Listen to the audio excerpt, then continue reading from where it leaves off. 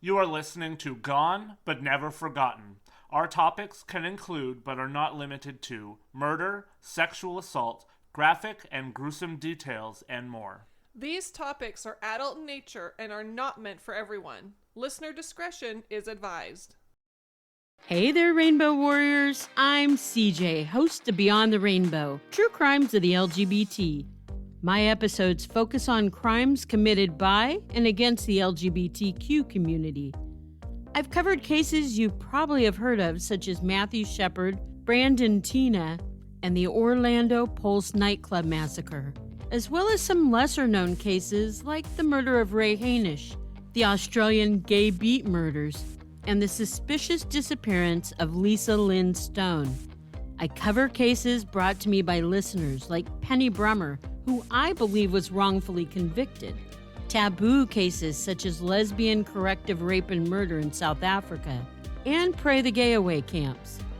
I discuss gay serial killers, women who pretend to be men to hook up with other women, and trans murders. I'm opinionated and uncensored. I know I'm not everyone's cup of tea, but surely I'm someone's shot at tequila. No matter what your gender or orientation in life might be, please join me as I tackle rainbow crimes in search of unicorn justice. Remember, it's not a crime to be gay, unless you're a murderer.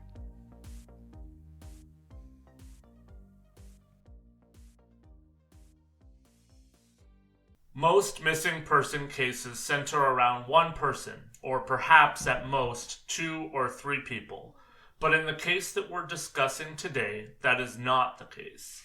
This case centers around 6 boys that all disappeared at the same time, probably in the same place.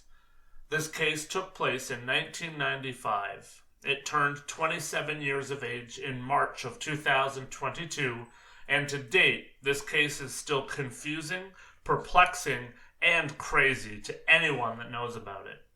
The boys are referred to as the Lost Boys because they seemingly disappeared into thin air, and the case is no closer to being solved today than it was when it took place. Get ready to hear an interesting story that doesn't have a close to it, even with so many people still following it and tracking and trying to solve it. There has been next to nothing in the way of evidence, and all that is left is the wonderment for those involved and the heartbreak. Welcome to Gone But Never Forgotten, The Lost Boys of Pickering, Ontario.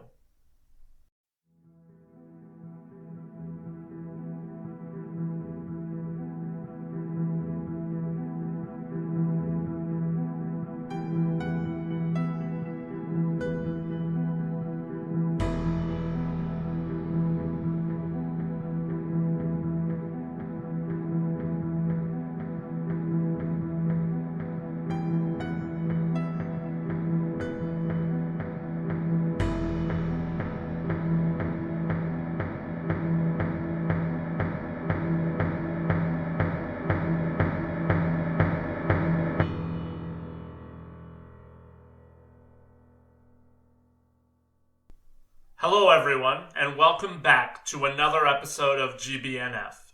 This week, we're going to stray a bit away from the depths that we dove into in the Luca Magnotta case with something that is a little less graphic, although we don't know if it's any less sinister. Thankfully, that also means that I do not need to fly solo on this episode, and my much more lovely and much more beautiful wife is rejoining us in her co-host chair. Welcome back, Julie. We and I missed you. Hello, and I've missed all of you. But like you said at the top of episode 1 on Luca Magnotta, I need to know when I have to bow out from episodes and take a step back. I'm so happy to be on this journey with you and with all of our fans, but I need to look out for my own mental well-being as well. So as much as it sucks, I'm sure that there will be episodes here and there where you will be manning the ship without a co-captain. And as much as I was lonely, I and our fans completely respect that for sure. I think that any of us who truly get into true crime really understand that it's not for everyone, and we all have to decide where our limits are. I was actually very impressed with you that you were able to speak up and step back. Anyways, we've had some very exciting times here on the podcast and behind the scenes of late. running our first full-fledged contest across Twitter, Instagram, and Facebook was a big part of that. Yes, it was. A lot of work, but definitely well worth that work. We saw the numbers on our social media go up and more interaction as well, which was great. For those that don't know, we did a random draw from all of the names that participated, and we gave away 2 prizes of $50 towards merch in the GBNF merch store. If you want to join in when we have more contests or even just dialogue or be involved, please follow us on Twitter at GBNF Podcast, Instagram at GBNF Pod, Facebook at Gone But Never Forgotten, and TikTok at GBNF Pod. We hope to see you on those pages. We want to give a big old GBNF shout out to our goners that were lucky winners as well. From Facebook, Emily Marie was one of our winners, and from Twitter, Jorge Rodriguez was our other winner. We have reached out to both winners and are getting their merch sorted out so that they can rock those GBNF logos. Congratulations, Emily and Jorge, and thank you to everyone who took time to like, share, retweet, tag, and just plain be part of the fun. We'll definitely run another contest soon. We should also mention at this time that, as always, we love the support that rolls in for us and for the podcast from our listeners.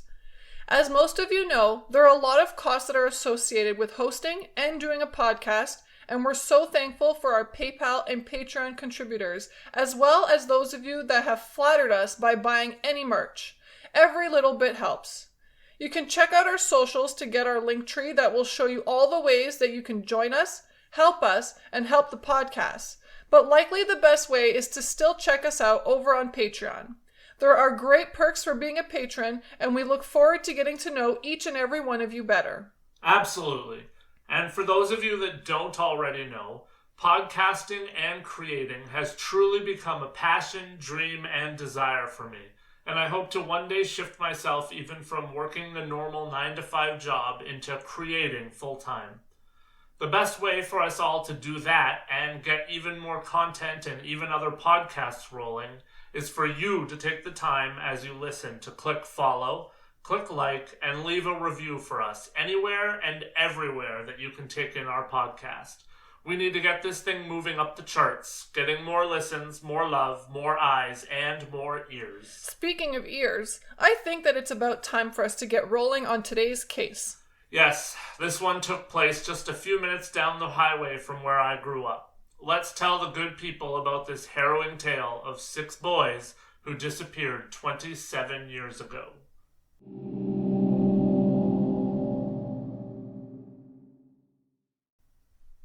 On Thursday, March 17th, 1995, St. Patrick's Day, there was quite the party going on in Pickering, Ontario, as it was also March break on top of St. Patrick's Day.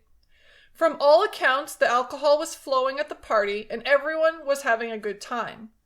Later in the night, 6 of the boys that were attending the party decided to leave the party, and witnesses would say that the 6 boys were off in search of more fun and a little more adventure.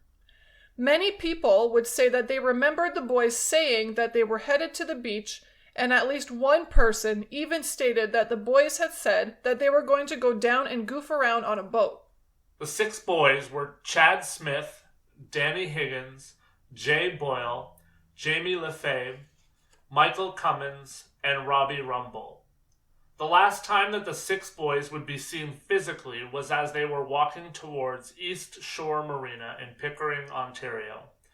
All 6 of the young men were 17 and 18 years of age at the time of their disappearance.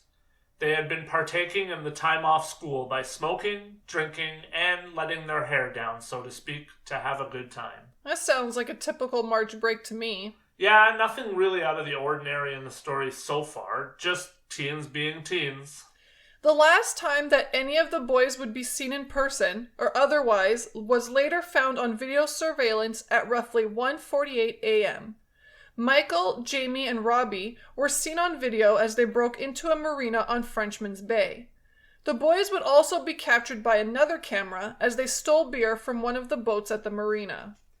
The reason that surveillance footage was looked at was because of the break-in at the marina. There also had been reports that 2 boats had been stolen from 2 different marinas. From one marina, an imitation Boston whaler motorboat was stolen, and from another marina, a water tricycle was stolen. But before the police would connect the boys and the surveillance footage from the thefts and break-in, there was to be reports of the boys missing, of course. The morning of March 18th, the families of the boys would indeed start to get worried. They had not heard from their sons, and their friends also said that they had not heard from the boys either. A few of the girlfriends of the boys were worried because they had not heard from them and decided to call the police. Police would tell the girls that because of the ages of the missing boys, and because they had been partying the previous night, they weren't going to take the situation too seriously. Their belief was that in situations like this, young men would turn up having gone to another party elsewhere, or they would be sleeping off the party. They believed at this point that odds were very good that they would simply reappear and all would be fine. There was no reason to believe that anything had gone awry. It was also believed that these were not 6 young men who would run away and leave. As such, police believed that it would all be all right. There definitely were things that point to the fact that these 6 wouldn't have just run away to escape life or start over somewhere else. All of the boys had close ties to people in Pickering, and Jay Boyle even had a young baby that his mom was watching for him as he was out at the party. Usually, I'm the first person to jump to judgment in situations like this and jump all over the police.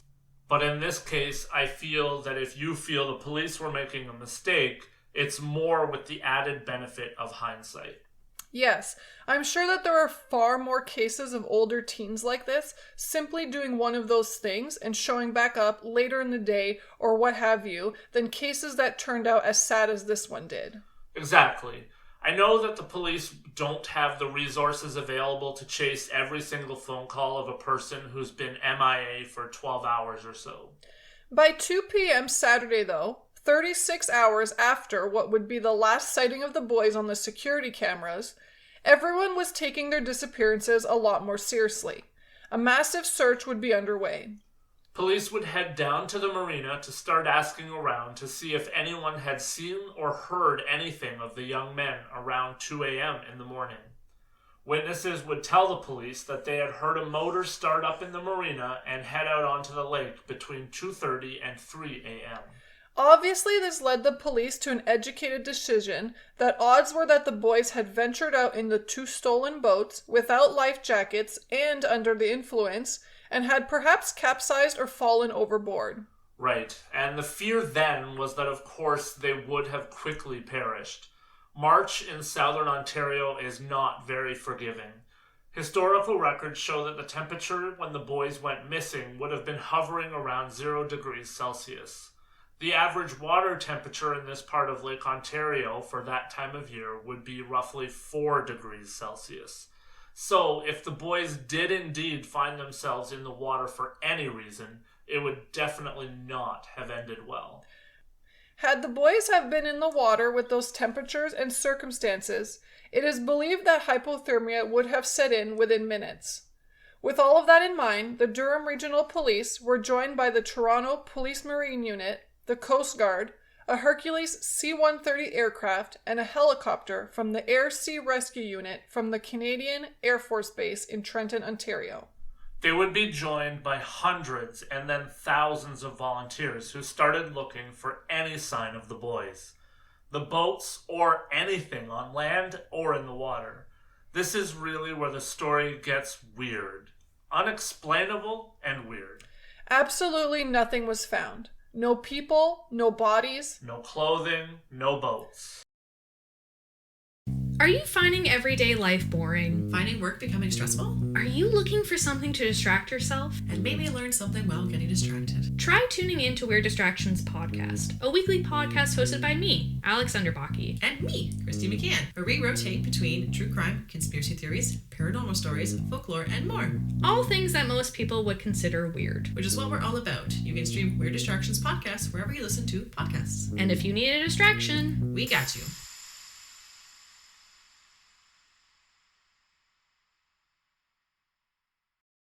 The only thing that was ever discovered was a gas can that was believed to have belonged to the motorboat. But even if that gas can was from that boat, it doesn't really prove anything at all.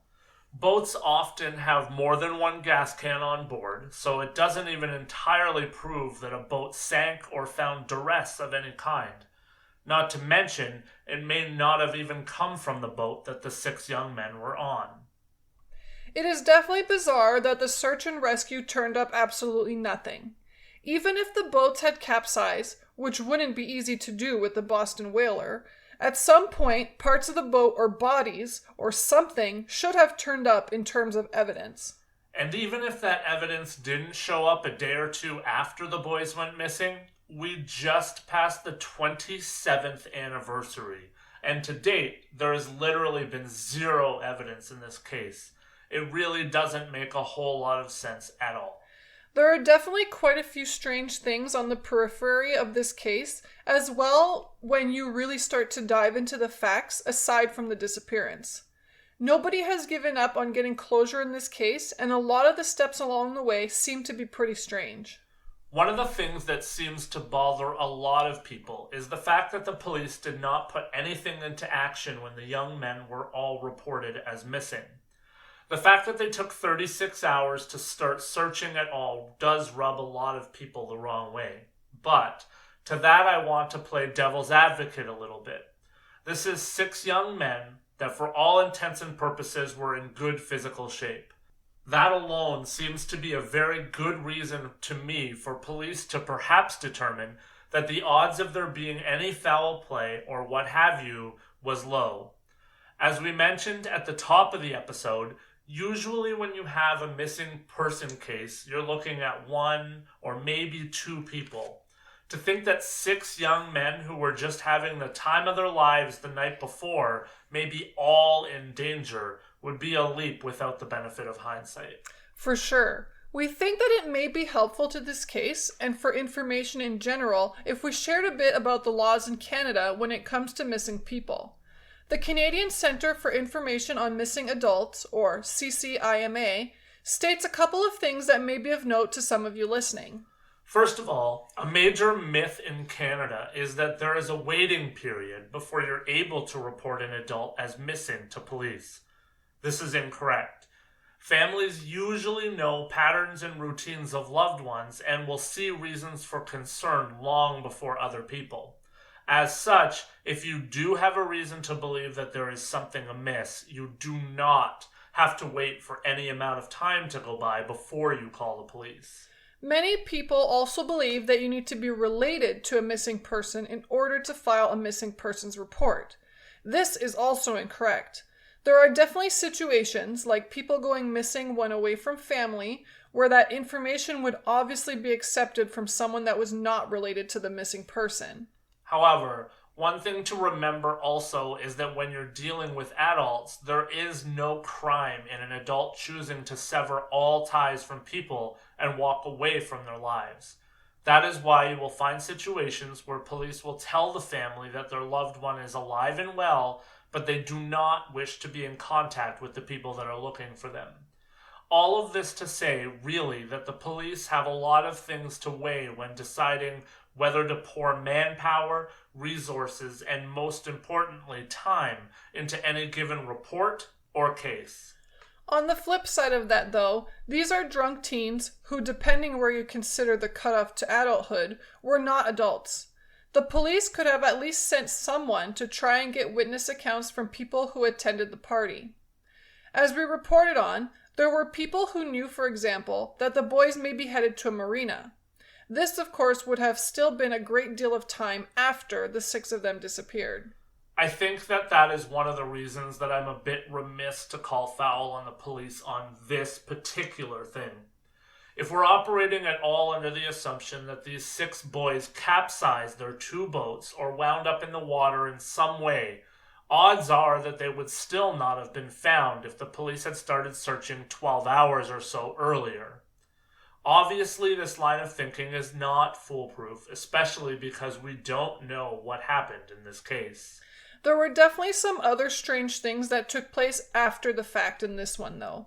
Not the least of which took place on April 10th, 1998, just over 3 years after the disappearance, 2 sets of human remains were discovered and pulled out of the Niagara River. I want to add an aside and let you know the Niagara River and Pickering are definitely not all that close. One of the sets of remains was only bones, but the second set of remains had some clothing still attached to it. In the first police report on the discovery, it was noted that the clothing on the remains was a pair of red Levi denim jeans with a size 32 waist. There was also a brown belt attached still, a black wallet, and white socks. This was of note to the Lost Boys of Pickering because Jay Boyle had been wearing a red pair of Levi jeans. Jay's sisters also said that the belt that was on the remains also looked like their brother's belt. The family of Jay Boyle went to the Durham Regional Police and asked for them to investigate the remains to see if they were Jay's. Shockingly, the police reportedly told Jay's family that the cost of doing so would be too high and that they would not be able to do so. The police told the family that there was no way that the remains that had been found so far from Pickering belonged to Jay. Yep, that's what they said. This is absolutely outrageous if it's true. I'm actually going to err on the side of caution here and say that hopefully it's not a factual response that was given to the family, because if indeed this is true, that's actually infuriating. In a day and age when people and bodies show up far from where they went missing, they apparently had the nerve to tell this family that getting answers for them would be too expensive and it didn't matter because it was impossible that it could be him anyways. Maybe they just had a good psychic on staff that told them that this was a waste of money. I absolutely couldn't believe this. It is also incredibly puzzling because, like we said earlier, there is actually not even any definitive proof that the boys left from that marina in a boat and even went missing at all on Lake Ontario. It is actually possible that they never went out on the boat in the first place. Jay's family obviously weren't going to stop there. This was at the very least a chance for them to maybe get some closure on their son. They hired a private investigator and started moving paper towards trying to see if the remains were in fact a match for Jay. As bureaucracy has a way of doing when you try to move mountains that are outside of the standard protocol, there seemed to be a lot of issues for the family as their private investigator tried to get access to the original files and paperwork on the body that was taken out of the Niagara River. And in the end, when they finally received the files they were seeking, a large part of the reports were already redacted. On top of all of that, when the remains were finally made available to the private investigator and the coroner, the news came that there was not enough evidence remaining to complete a DNA profile. And the pants, they were discovered to be a lightweight material and orange in color. You might be sitting there thinking to yourself, but they reported that they were red Levi jeans. And you'd be correct. That's a pretty big change. The clothing wasn't even the same color or material that was first reported, and that caused the family to believe that this could have been Jay's remains. This was a massive red flag to me. One of the sources that we used for studying this case was the blog of Serial Napper, a medium. I felt that Nikki really put it best. When you read red denim Levi jeans, that's pretty specific. So, if you wrote Levi's in the report, you would think that someone saw a label or something that distinguished the pants as Levi's. Nobody calls jeans Levi's as an all-encompassing name. That is definitely a weird set of circumstances for sure. Especially when even if you allowed for Levi's to mean jeans, the pants weren't even denim or jeans at all. Perhaps we should now mention how much time actually passed here as well before the remains from the Niagara River could finally be analyzed. As we mentioned, the body was discovered in 1999, and the independent report came in 2014, 15 years later. Regardless, the remains were eventually discovered to have belonged to another man who had also been missing since 1995. Now, 27 years later, Ottawa-based investigator Bruce Ricketts is refusing to close and leave the case behind him. On the 27th anniversary, The Toronto Star ran a story on the case, and Bruce stated that he is still working with the Toronto Police and the Durham Regional Police to try and reconcile some of the things that took place during the search for the young men. One of the things that still sticks out to Bruce is that the gas can that was found and determined to have belonged to the stolen boat was found washed up in Wilson, New York.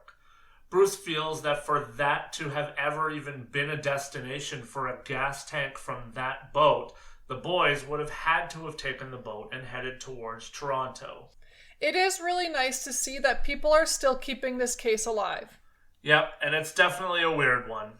Bruce asks that anyone who may have any information should reach out to him directly at lostboys.tipline@gmail.com. Here is the information on all 6 young men at the time of their disappearance. Robert Lloyd Rumble was 16 at the time of his disappearance. He was Caucasian, had brown eyes, short brown hair, and was 5'6" and 134 pounds. He was wearing red sneakers made of suede material, blue pants, and a black and brown jacket. He had scars on his left hand and right big toe. He also had a birthmark on right foot, and his ears were pierced. Daniel Mark Higgins was 17 at the time of his disappearance. He was Caucasian, had blue eyes, brown hair, and was 5'9" and 134 pounds. He was wearing blue jeans, a black Detroit Red Wings hat, and brown shoes. He had a tattoo on his right upper arm of the word Cujo. Jamie George Lefebvre was 17 at the time of his disappearance. He was Caucasian, had brown eyes, blonde hair, and was 5'8" and 119 pounds. He was wearing black jeans, a black windbreaker, and black and white running shoes. He had scars on his left shin and left eyebrow. Chad Eric Edward was 18 at the time of his disappearance. He was Caucasian, had brown eyes, shoulder-length brown hair, and was 5'11" and 170 pounds. He was wearing a black vest, a wool sweater, blue pants, and brown rubber boots. He had a tattoo of a cross on his left hand. J. Alexander Charles Boyle was 17 at the time of his disappearance. He was Caucasian, had green eyes, brown hair, and was 6 feet tall and 150 pounds. He was wearing a black canvas baseball hat, a red hooded sweater, red denim jeans, a green Fila sweater, and black Adidas running shoes. He had a broken right baby finger, a scar on his left leg, and a piercing on his left ear. And finally, Michael Richard James Cummins was 17 at the time of his disappearance. He was Caucasian, had blue eyes, brown hair, and was 6 feet tall and 154 pounds. He was wearing a black sweatshirt, a green hoodie, white running shoes, and blue denim pants. His left ear was pierced. Aside from reaching out to Bruce, the private investigator, you should also call the Durham Regional Police at 905-579-1520, extension 2511, and quote case 95-26396. Or, as always, you can call Crime Stoppers at 1-800-222-TIPS. As we always do in our missing person cases, we appeal to anyone who may know anything about any of these missing boys, or if you are one of these boys, please reach out. There are detectives, family, friends, and so much more that are trying to bring and find closure to this case and find out what happened to these 6 young men who left a party on St. Patrick's Day in 1995. We can only hope that someone listening to us now can bring an end to the angst and the frustration that circles around this case. So, what do you think about this case, Julie? I think probably out of all the ones we've done, it's the weirdest one, just because there's no evidence. Like, there's nothing.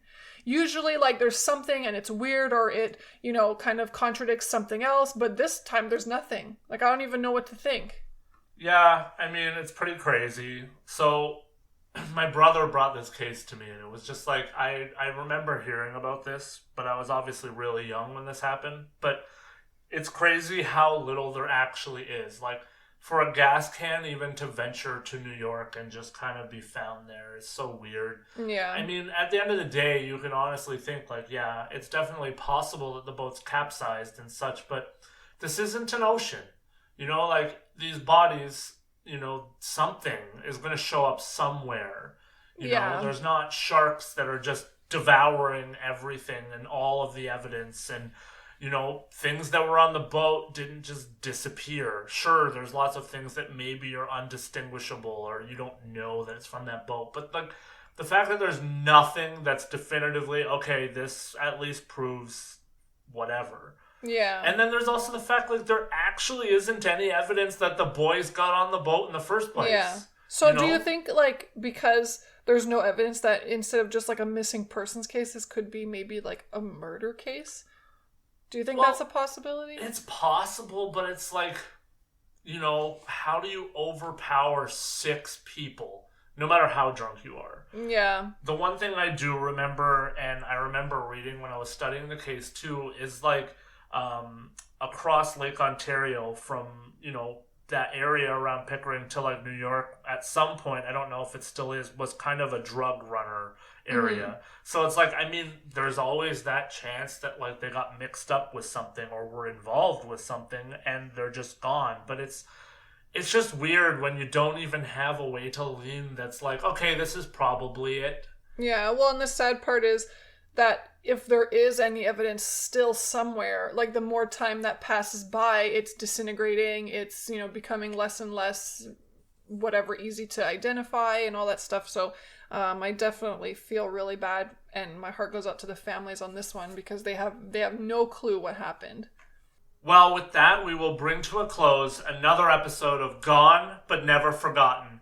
Thank you so much to all of our supporters, patrons, and listeners for spending your time with us, and we'll talk to you again next time. We'll see you guys next time.